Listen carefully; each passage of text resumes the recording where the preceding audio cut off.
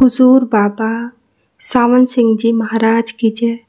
परम संत कृपाल सिंह जी महाराज की जय। अपना जीवन महान जीवन के लिए तैयारी। गुरु प्यारी साध संगत जी, परम संत कृपाल सिंह महाराज जी के बचपन और विद्यार्थी जीवन से यह बात स्पष्ट है कि उन्हें शुरू से ही उस महान कार्य का पूर्ण एहसास था जो आगे चलकर उन्हें करना था। बचपन के वृतांत में आया है कि 4 साल की आयु में ही वह ध्यान स्थित होकर अंतर दिव्य मंडलों में विचरण करने लग गए थे। अंतर्यामता शुरू से ही इन्हें प्राप्त थी। इससे भी बढ़कर यह कि नींद इन्हें कभी तंग नहीं करती थी। आप खुद फरमाया करते थे कि जब मैं 7वीं कक्षा में पढ़ता था उस वक्त से ही नींद मुझे बहुत कम आती थी। आप चाहे सारी सारी रात पढ़ते रहें, चाहे सुमिरन और भजन में लीन रहें, नींद दिक्कत नहीं करती थी। जिनकी आत्मा दिव्य मंडलों की यात्रा करती हो उन्हें नींद से कैसी दिक्कत, क्योंकि भजन से शरीर को पूरा आराम मिल जाता है। अपने सत्संग प्रवचनों में आप फरमाया करते थे कि जब रूह पिंड को छोड़कर ऊपर दिव्य मंडलों की सैर करके वापस शरीर में प्रवेश करती है तो देह को एक नव जीवन मिल जाता है और शरीर रिचार्ज होकर एक नई जिंदगी प्राप्त कर लेता है। इस स्थायी जागृत अवस्था से आपने बड़ा काम लिया। विद्यार्थी जीवन में हजारों किताबें आपने पढ़ डाली। संत जन्म जन्मांतर से ही तरक्की की मंजिलें तय करता हुआ पूर्णता के शिखर पर पहुंचता है। इसलिए कहा है, every saint has a past and every sinner a future. What a man has done a man can do, of course with the proper help and guidance. अर्थात एक व्यक्ति ने जो काम किया है दूसरा व्यक्ति भी उसी काम को कर सकता है यदि वैसी ही शिक्षा, सहायता और मार्गदर्शन उसे मिले।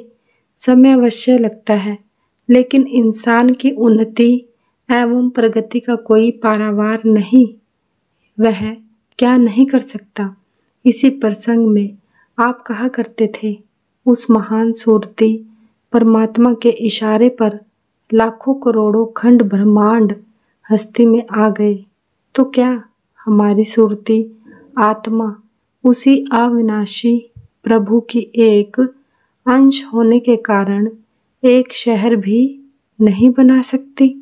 मानवता के इस उच्चतम आदर्श को पाने के लिए हमारे पथ प्रदर्शन हेतु आपने कई पुस्तकें लिखी हैं, लेकिन सबसे महान ग्रंथ जो उन्होंने लिखा है वह उनका अपना जीवन है, जिसमें कदम कदम पर आदर्श जीवन की अनमोल शिक्षा हमें मिलती है। डायरी जीवन की पड़ताल।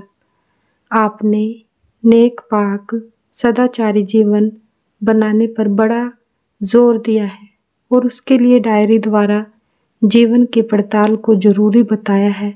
7 साल की उम्र से ही आपने डायरी रखनी शुरू कर दी थी, जिस में दिन भर की गलतियों को बड़ी सख्त बेलिहाजी के साथ नोट करते थे और आगे के लिए ऐसी गलतियों से बचने का यत्न करते थे।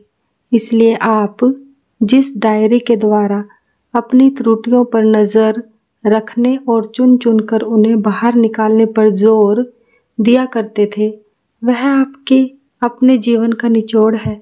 डायरी के विषय में आपका कथन है कि आदमी कुछ भी ना करे, सच्चाई और ईमानदारी से केवल डायरी लिखना शुरू कर दे तो भी उसका जीवन पलटा खा जाएगा। उनके दिल का शीशा साफ होकर सत्य की झलक उसमें पड़ने लगेगी। परमात्मा का पाना कठिन नहीं, इंसान बनना मुश्किल है। डायरी के बारे में वैज्ञानिक साइंटिफिक ढंग से आपने 7 पाथ्स टू परफेक्शन 7 रास्ते नामी पैम्फलेट में जो वर्णन आपने किया है, हम उसे यहाँ देने की आवश्यकता नहीं समझते।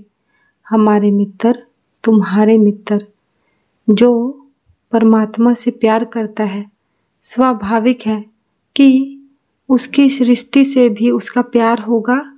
अपने सत्संग प्रवचनों में वे बार बार यह आदेश दिया करते थे कि सबसे प्यार करो, किसी से नफरत ना करो, किसी का बुरा चितवन ना करो। सब उस प्रभु के बच्चे हैं। प्रभु से प्यार है तो उसके बच्चों से भी प्यार होगा। ईसा मसीह की तालीम का प्रमाण देते हुए आपने कहा, अपने प्रभु से प्यार कर, अपने पूरे मन से, अपनी पूरी शक्ति से और अपनी पूरी आत्मा के साथ, क्योंकि हर दिल में प्रभु का निवास है। इसलिए अपने पड़ोसी से वैसे ही प्रेम कर जैसा तुझे अपने आप से है। परमात्मा एक है, वह सबका प्रभु है और उसकी सृष्टि भी एक है।